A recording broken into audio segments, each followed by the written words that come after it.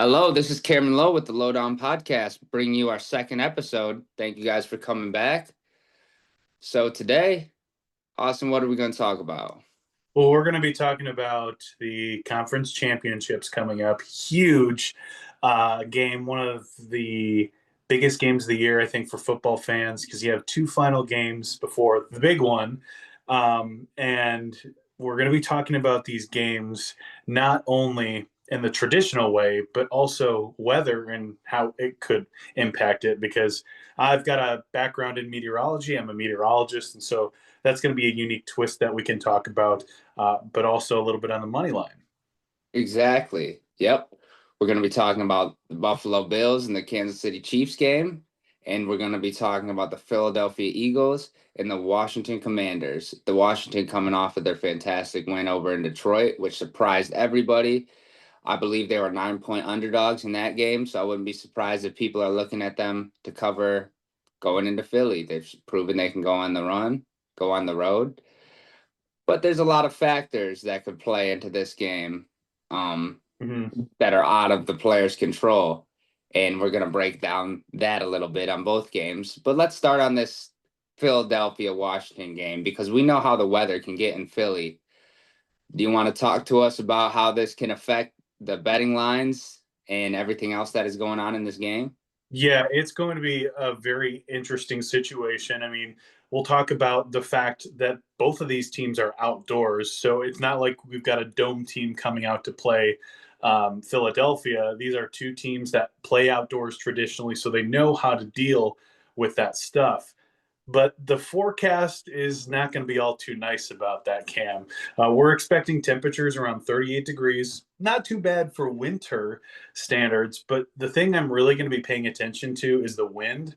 Wind's going to be blowing out of the west at around 15 miles per hour, which is huge because when you look at the way the stadium is oriented in Philadelphia, it's facing almost northwest. And so with a west wind, if you're facing north, the kicker's facing north. I know this is a lot to think about. So this visual is a really good representation.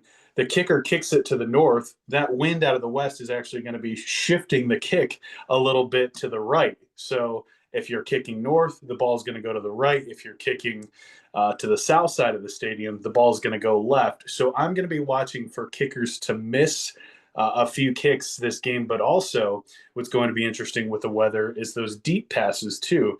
You keep them floating in the air. That wind is going to push the ball a little bit too. We know Philadelphia likes to throw deep shots to A.J. Brown. So that's going to be something to watch, some of those deep shots. With Saquon Barkley on the ground, I look to see Philadelphia probably running a bit more with these colder temperatures and the wind. And so that's going to be the main thing I'm watching in Philadelphia. And I do think, in terms of the money line, I don't know, from an outsider perspective, Cam, you can chime in here, but I think we could almost go with an under on this game because of the fact that we're dealing with windy conditions. And for the fans, too, that are going to the game, probably going to want to bundle up. Now, I do want to talk quickly about the precipitation chances. It does look like there could be a few flurries, but a lot of the heavy snow, Cam, is going to stay well off to the north. So I don't think we're going to have to deal with any wintry weather in Philadelphia. But wind not going to be fun. I'm with you when I'm looking right now and I'm looking at the over under for the game is 47.5 points, which means for the over to hit, they got to score 48 points, which is 3 touchdowns and a field goal each. Right. And that seems like a very tall order, especially if the wind is going to be drastically affecting not only the deep shots, but the field goals as well. Right. You know, I think it's fair to predict a miss each. Yeah. So that means they got to attempt at least 2 field goals each and 3 touchdowns. And with the weather conditions, that seems like a stretch for them to, it seems like it's going to be a Saquon Barkley and RPO game on Washington's game. I think it's going to be kind of how that Rams Eagles game was. I feel it's going to be very similar to that minus the snow. Yeah, and I think in terms of winning championships, especially come uh, this time of year when you're getting close to the championship in the final game, running game is so big on these outdoor stadiums. So they're lucky enough to have Saquon. One thing that's interesting is Buffalo, they're notorious for being able to play in the snow. They're heading to Kansas City, not seeing forecasts to be snowy at all. It's, again, the middle of winter in the Midwest. We're looking at temperatures in the 30s there, 33 degrees around kickoff, a wind chill in the 20s. So it's going to be cold. The fans going there certainly going to need to bundle up as we're used to. We saw last year when Miami, was that last year? That was a couple years ago. Miami went to That Kansas was City. last Yeah, year. that was last year. The coldest game in history. Um, and I think Miami only put up 9 points, if I'm I, not yeah, mistaken. and you look at how that impacts a warm weather team. It's not going to be that same with Buffalo. They're used to the cold, and with high pressure moving over, Kansas City, and for folks who are not a huge weather buffs like me, high pressure means that air is stagnant. So we're not going to have much of a wind to talk about. It's going to be cold. So I do expect both Josh Allen and Patrick Mahomes to put up big points with limited wind, no really big weather to talk about, no snow either. I would look for the over on this one with Wow. two big power offenses. They are two big power offenses, and with the over under being so similar to what it was in the Washington Philadelphia game, it's only a point higher, Mm-hmm. 48 and a half. And with there's no wind effect, two big time arms who have a developed running game. Mm-hmm. The play action could be very, very useful. The two teams who are very used to playing into the cold. It's Yeah. outside their forte. So the kind of points people have been saying Kansas City has been stale, but if we look at the kind of numbers they put up at least the last 6 weeks of the year, it seems they've been scoring a lot despite the Week 18 game when Carson Wentz was at home. Since Patrick Mahomes has been in that lineup, they've been consistently spreading that gap of that margin of victory a little bit. And Bills have such an explosive offense. Josh Allen, you know, I have a feeling this is going to be one of those weird games where there's not a lot of yards, but a lot of points, you know, Yeah. where Josh Allen and Mahomes both have plus 50 passing or rushing yards. That's my wild, weird take on this. A lot of confusion, a lot of them scrambling. They're both alphas who want to make plays on their own. So that's something I look for in that game. And I will go with the over of 48 and a half points on that game. Yeah, I think it's a very reasonable assumption because no matter what, they both score points. And yeah, I think the offense has struggled a little bit in Kansas City so far this year. But when does Patrick Mahomes and the Kansas City Chiefs show up in the big games? And so keep up with the Bills, you're going to have to score points because the cold it ain't no problem for Josh Allen, as we know.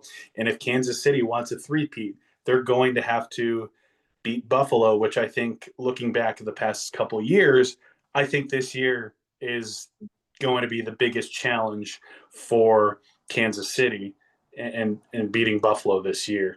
There were a couple of statistics I just wanted to talk about real quick when we're talking weather and the money lines. As we've kind of established here, weather will impact the money line And the over-unders the as well. over under. So always kind of keep an eye on the weather in the forecast, even if you're not a weather buff like me, especially if you're a betting person, because this will, I think, give you a good opportunity to kind of beat the odds, which is what betting is all about. And again, we talked about it before, but the Dolphins and Chiefs last year was a prime example of that. And I can't, off the top of my head, remember what the over under was for that game, but I'm sure Vegas probably knew that weather had a play in that game. And if they didn't, that's an opportunity for you to kind of beat the over under on that.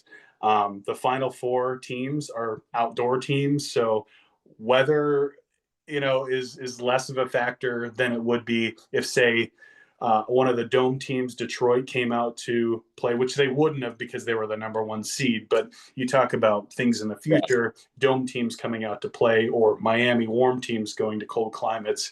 It certainly impacts the money lines. And I don't think there's any significant impacts this weekend from the weather. But again, the biggest impact is going to be the wind in Philadelphia. So really interesting stuff. Cam, props to you for kind of coming up with this idea, because as a meteorologist, I think about weather and how it impacts people every day. But Yeah. for some reason, I never thought of this. I've never seen it done where people use weather to like see how it can affect their betting, but I think it's something we saw last year. Like this is going to be the mold of why we talk about this is the Kansas City Miami game. Yeah. It seemed like something where stats show Miami plays poorly outside Right. at a certain temperature. You see how their offense plays, you see this. Plus, the Chiefs have Pacheco. So anyone, and they're not using him last year due to injury they're not using him this year the way they used him last year due to his injury problems this year. But when you have a ground control team like that and you're playing a team who can't play outside, you're going to want to bet the under. Mm-hmm. The winning team is going to have control, and the opponents can't move the ball in that weather. So it's just something you want to look at. And you having the expertise you have, why wouldn't we take advantage of it and show the people, our knowledge a little bit? Yeah. And if you're watching us, let us know in the comments like what you're thinking, what your thoughts are on these games. Maybe if you're watching this after the games, talk about what you had initially thought. We're here curious to hear your takes as well. And I think that kind of puts us in a position where it's time for us to make our picks of the games this weekend. Are you ready for it? I am. Before we fully transition onto this, it's something you brought up, and it's just one more thing on the betting thing, is you brought it up when it comes to the Philadelphia Washington game about the kickers. So a nice little bonus bet you guys could do is the unders on the kickers on field goals made, because they're going to shoot it for what they usually make, but because of the wind effect that you were talking about, they're most likely going to make under those numbers because they'll have a miss. So on Zane Gonzalez, the Washington kicker, if you go on your sports books, I'd bet the under on his field goals made. Same with Philadelphia's kicker, Jake Elliott. Yeah. So Jake Elliott, you see him on your sports book, bet the unders. Those are two little nuggets that we're providing to you guys. So look for the kickers in the Washington and Philadelphia game, bet the unders on them. Yeah, I think that's a great way. And also just to kind of piggyback off that before we do choose our teams, is Philadelphia, we know, likes to go for it with a tush push, fourth and short, no matter where they are. So wind obviously being an impact of the game. If you're at the 45-yard line, 40-yard line even, Philadelphia is going to go for it and 4th and 5 or under. And Washington has proven that they certainly will go for it 4th and long too, especially 4th and 5 and short. So if there's a betting on over under on 4th downs, you would want to go the over on that. Yeah. And So that chews up a lot of the clock, which helps right. our under projection on that game as well. So as I continue to talk about this, I really like the under in the Philadelphia game. Me too. Me too. So with that, I think it's time for us to make our picks, right?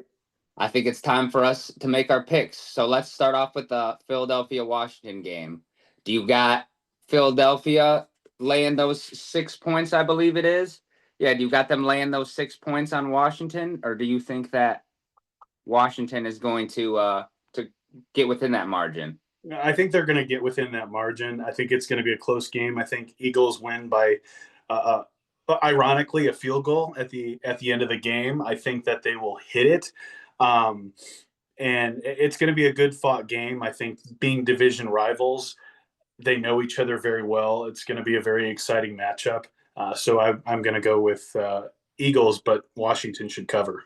Okay. I was having a tough decision on this game because that's the initial direction I was going, but I wavered to I think that Philadelphia is going to lay the full 6 points. I love the story of Washington. I think they're a great team, but just the weather impact in itself, man, the way that Philadelphia can just control the game with that offensive line in the run game. I don't think Jalen Hurts will even have to pass that much.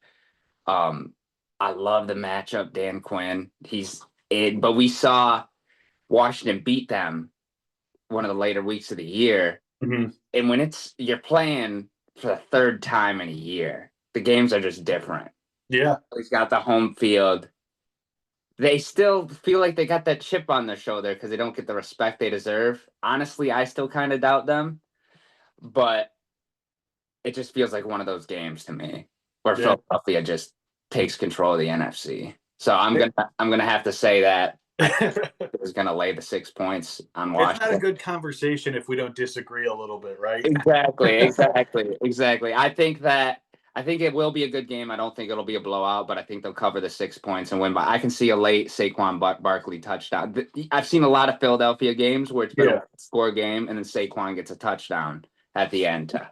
And that's why you bring him in to make sure you seal the game at the end. All right, Yeah. since I picked the next game or the first game first, I'll let you pick first on this second game. This was hard for me because usually I would always just go Kansas City. It's hard to bet against Patrick Mahomes, especially in the playoffs. Yeah. But there's just something about this Bills team, man. There's just something about this Bills team that feels different than the Bills team in the past. Yeah. Um, we did see them beat Kansas City in the regular season, and it is hard to believe Kansas City losing to the same team twice in 1 year, not being a division opponent. But if any team, it just feels like Buffalo would be so symbolic because Buffalo feels like America's team this year, where it's right. The early season projection was they're going to have an off year. They cut all these veterans. Von Miller is a dead body just taking up cap. Von Miller had a resurgence year this year out of nowhere. He did, yeah. A great game last week. It's crazy to see, man. Maybe him taking peyote or whatever with Aaron Rodgers in the offseason really paid off. But he had a resurgence this year and just all the people stepping up. Joe Brady, who we talked about, has done phenomenal work with that offense with the limited tools, making Shakira look like a legitimate wide receiver, getting Cole Kmet involved, and then James Cook, letting James Cook, just letting him do his thing, taking the pressure off Josh Allen. I like how they're running this offense. They have a lot more control of this team than they have had in the past. So, with that being said, I have the Bills not only covering the 1.5 point spread, but also them winning the game outright. Yeah, I think we talked about it early on in the show here, but Buffalo is different this year. And you really feel it with the way Josh Allen's always ran over people, but I feel like he is a lot more angry when he does it this year, you know. Yeah. And I'm actually with you. I think Buffalo does cover. I think they go above and beyond, maybe win by 2 scores. Um, because they're both outdoor teams. Again, we talked about it before. The weather's not going to impact. I definitely think they go over the spread and win by a couple of scores. Am I weird for I was rooting for snow to be in Kansas City this week. No, no, I was it like, makes it exciting. I was Listen, when like, I I was would looking at love if this Buffalo Kansas City AFC Championship game was in the snow. yeah. No, But listen, when I was looking at the forecast and putting my forecast together for the 2 games, I was a little excited because I thought maybe there'll be a flurry in Philadelphia. But then when I saw the big OH high pressure in the forecast for Kansas City, I was like, there ain't going to be any precipitation there. So it's kind of a bummer. You feel like it's really Buffalo's day when it's snowing yeah, you or do. it appears like they're in a big snow globe. So Buffalo Bills football. exactly, and it really gets exciting when there's snow falling, and of course, the big game we're not going to see it because it's in a dome. But I think that's what makes this season of football so great. As you get to January and February, is the snow coming down? So it's a bummer, but it's still going to be a good weekend of football. Yeah, I agree with that. I think it's going to be a great weekend of football, and I can't wait. I can't wait to see how these games turn out and hash into it, man. I can't wait. Yeah, and then in a couple of weeks, it's the big game, and then after that, it's off season. And we talked a little bit about it in our first episode. If you missed it, you can head back on YouTube. We've got some clips on Instagram, which you can follow us at Lowe Down Podcast. But we talked about the coaching carousel. And next time, we're going to talk a bit more about quarterbacks because there's so much going on with Oh, quarterbacks that could possibly get drafted the class this year isn't elite, and you've got a couple of free agents or quarterbacks that might be traded. So certainly going to be excited about that episode. It is a weird year in quarterbacks this year. Don't have a lot of top 10 or top tier talent at free agency position. Who would have thought looking last year in a million years that Sam Darnold would be the hottest commodity Right. quarterbacks? Even some say he's the hottest commodity at quarterback, even the draft, Yeah. So it's super interesting. The draft class is super interesting because there looks to be a lot of really talented like guys you would want to take in the 3rd to 5th round, but Yeah. like 1st round guys.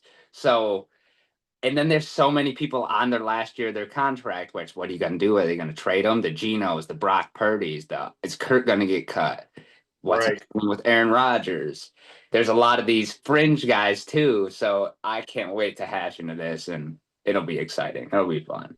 I know it makes me want to already get into the next episode, but you're going to have to wait. Yeah. It's going to be a fun episode to talk about, but I hope everyone gets and enjoys the games this weekend. Let me know your takes on our comments. And of course, you can follow us on YouTube, subscribe, like, and comment, but also go to Instagram and follow us there where we have some short clips. Yes, and let us know if you used our picks and if they helped. And if we are wrong, It happens. It happens, yeah. But these are our profession or our honest opinions, and that's all they are. So Yeah. Hey, we're doing this for entertainment and It's just to have a not conversation about football. It's good stuff. All right, thanks for joining us on the Lowe Down podcast this time around. We'll see you next time. you guys next time.